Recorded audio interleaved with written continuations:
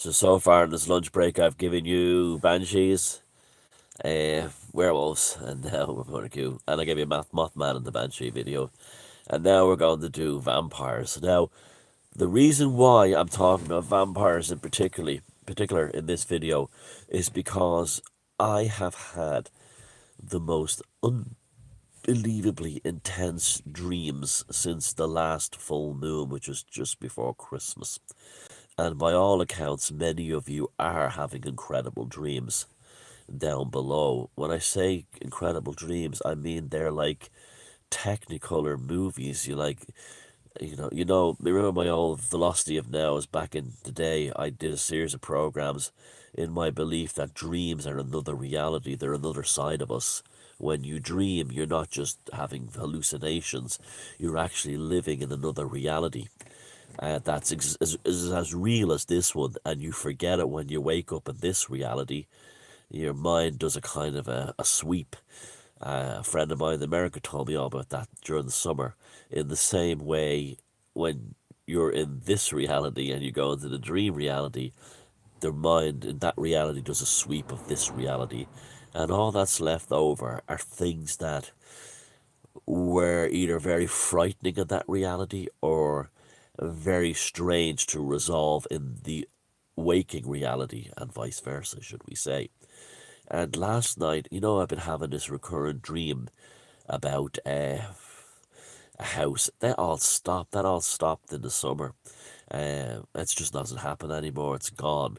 And the electrical night jester things have all gone as well. And I'll put a link to what the electrical night jester was down below. But the the dream last night, I was in my friend who's like an English guy who lives here, and he's like a throwback to another century, and he had built this, or he had refurbished this beautiful old house in all glorious Victorian and Edwardian and early turn of this 20th century furnishings and design, and it was warm and comfortable. And he was showing me around this beautiful, very wood panelled and glass kind of environment. And there, sitting on a big sofa, was Dracula. So that's why he's being talked about today. That's why the vampires are here today. You'll also see get another insight into my feelings about vampires within my film and beyond Room 313, where I review the Francis Ford Coppola movie of Dracula starring Gary Oldman and Winona Ryder. And that's definitely worth watching if you're into this subject. It's more than just a movie review of a very wonderful movie, and it's almost like a dream watching it itself. Now, and Francis Ford Coppola brought in a lot of the whole folklore thing into that as well, the Romanian folklore. Now, let's talk about the vampire. The vampire archetype has always been around a very long time. Now, the idea was that there was people who fed on the basic thing was they were not alive, they were dead, Nosferatu, and they fed on the blood of others. And this blood of others then made them into vampires. So the vampire and the zombie are kind of similar. We get bitten by a zombie and the zombie thing. And so it was like he only come out at night, he couldn't see himself in the mirror, and so on. On a psychological level, this could be very much connected to the kind of things like syphilis and the idea of going out at night, being seduced by an attractive, strange man in Victorian times, and you getting syphilis from him. And so there's that element. Now, when I put these things out here, I'm not saying they are, but at the same time, I'm not discounting anything, because I believe that the archetypes are ultimately, an amalgamation of it all. Okay, it's almost like a focal point, a resolving of the archetypes in all their forms into like a silver bullet. A silver bullet of an archetype. And that's so like I'm not saying this is discounted or that's discounted. They're all valid towards the resolution of the archetype of the vampire. Then we have the other side of it. Okay, we have Bram Stoker who came along, a very interesting guy who was very involved in the Golden Dawn in Dublin with William Butler Yeats, so he would move in the same circles of MacGregor's Mathers and Crowley and the rest of them. A civil servant working quite high up in Dublin Castle for the government. And very involved in the occult, was very close to Oscar Wilde's family, particularly his parents, Lord and Lady Wilde, who were a very ardent Gaelic revivalists and folklorists, and so he moved in very interesting circles. Now he grew up here in Sligo during the time of his mother had lived through the famine, and the mother had told him stories of a little boy that the famine wasn't as bad as the cholera that came afterwards. And one of the things of cholera in those days was that a person could be seen and believed to be dead, and then you would put them up, you'd lay them down, and assuming they were dead, and later on that night they would rise up, and because they were basically their brains were destroyed, and they had the cholera, but they were also dying of starvation, that they would try to eat the nearest person next to them by biting them, and where we didn't won't be the obvious place to bite them would be on the neck. So there's a theory it came from that, a very good theory. I read a recent last year a thing about the cholera and the famine in Sligo. It was horrific. Like, I mean, all around here, in these on my property, on these ditches here, they're full of dead people that just fell down during the famine trying to get to the workhouses down the road, and something like 30% of the population died of this, mainly of cholera, but also starvation and things like exposure after they were driven out of their homes because they couldn't pay their rent. That was a big part of the killing of the thing, and so you had skeletal figures wandering the countryside, starving with cholera, faces all drawn white, like Lucy in the Dracula story, dropping dead, seemingly, being left at the side of the road. Somebody seeing a body there, going over says, I better give this person a decent burial. Suddenly, what they thought was a dead person jumps right up, jumps right up, and tries to bite them on the neck. And so the theory was that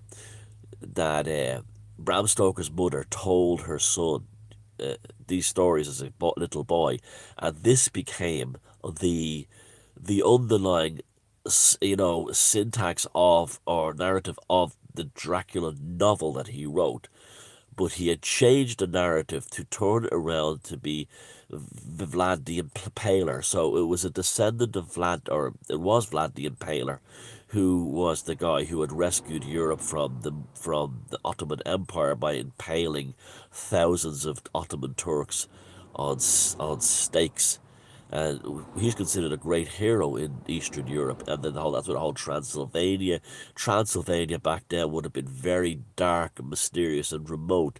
Now, after he left the government services, Bram Stoker went to work for a British theatrical, famous thespian.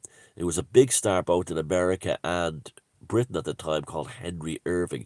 He was the biggest before film, stage star of his time. He was a superstar, and he had done a performance, I think, of Othello in Dublin, and Bram Stoker had written a review of the show, and then the next night, Henry Irving asked Bram Stoker, "Would you come over would like to have dinner with me at my apartment?" And so they had dinner that night in Dublin, and Henry Irving bedazzled and spellbound Bram Stoker, and said to him, leave your government job in Dublin, your boring civil servant job. Come with me to London and be my agent. You understand? You're a brilliant man," which he was.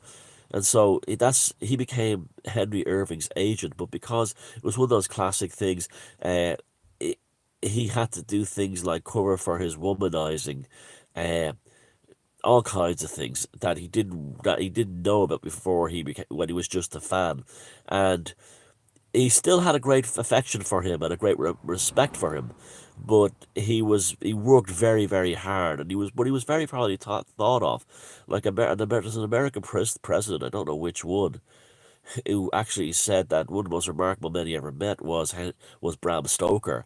He was, the perfect Irish, intellectual gentleman type, and so there's always a theory that that Stoker had a homosexual, a repressed homosexual attraction to Irving, and therefore Irving enters into the story as the womanizer, because basically, they say if you're bothered by someone being a womanizer, it's not that he's fucking other women, it's because he's not fucking you. It's the same thing, and it's the same thing that if you're a man and you see a guy who's very popular with the ladies, it's not that you have a problem with that. It's a problem that you have is with you. It's just you're not getting it, like the other guy is, and that's what Bram Stoker was, either a repressed gay guy who wasn't being seduced by Henry Irving, or was jealous of his ability to with the ladies, and then he wrote him in as the vampire, that kind of thing. Today he'd probably write him as a psychopath or something like that, or a serial killer in that sense. But it's just, again, we're dealing with the psychology of the stuff, and so so his Dracula vampire was a combination of Henry Irving, to a less extent, Vlad the Impaler, but to a very powerful extent, his mother's influence to him as a child, telling him what happened in rural County Sligo. Now, another element of that too is Irish folklore.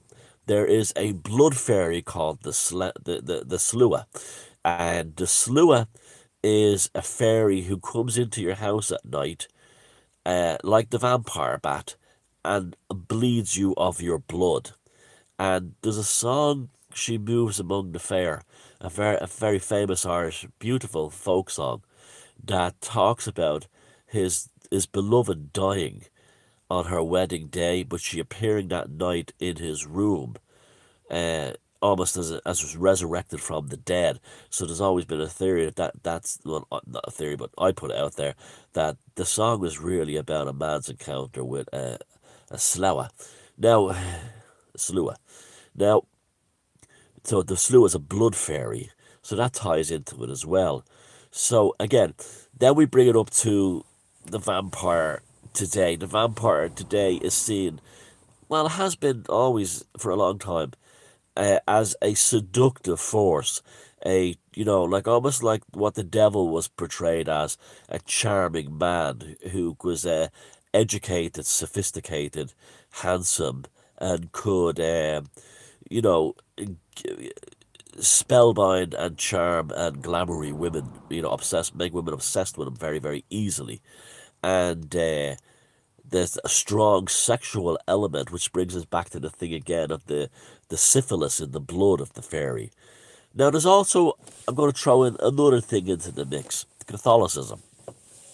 You remember that fantastic scene at the beginning of the movie Dracula by Francis Ford Coppola, where Gary Oldman as Dracula pierces the center of a crucifix. It's like an Irish high cross, though it's supposed to be in Romania. And out of it pours blood. The blood he collects in a chalice that belonged to an Orthodox priest, and then he consumes the blood of that gushes forth from the crucifix. This is deep stuff.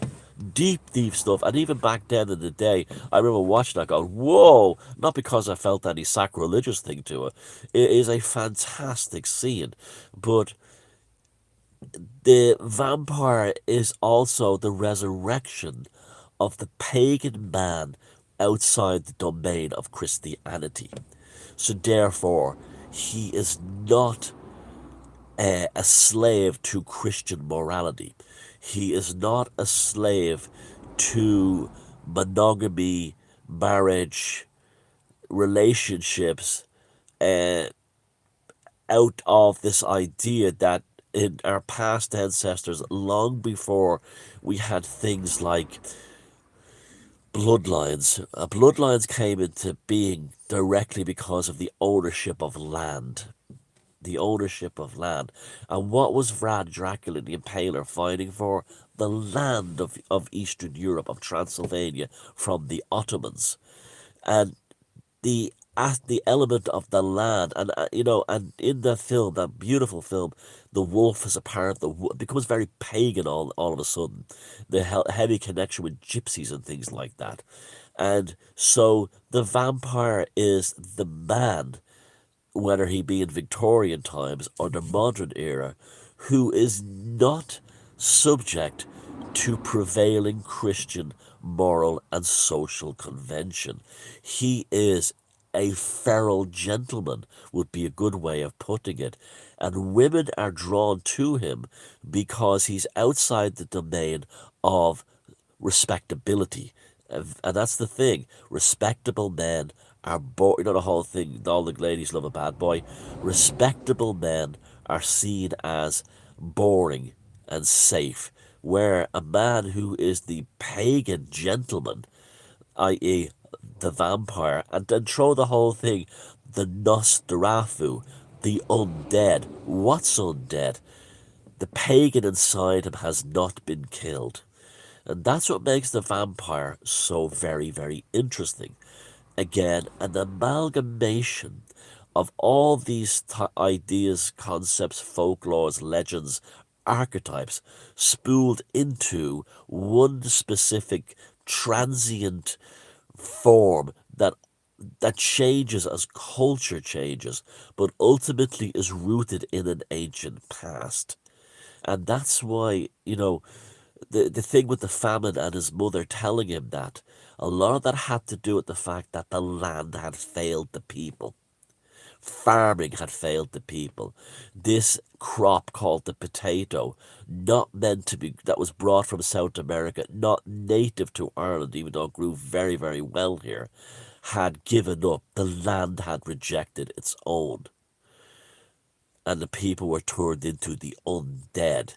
And there was an awful, a lot of this, they were not able to survive as hunter-gatherers or understand how to use the land to survive in the same way their pre-Christian ancestors did.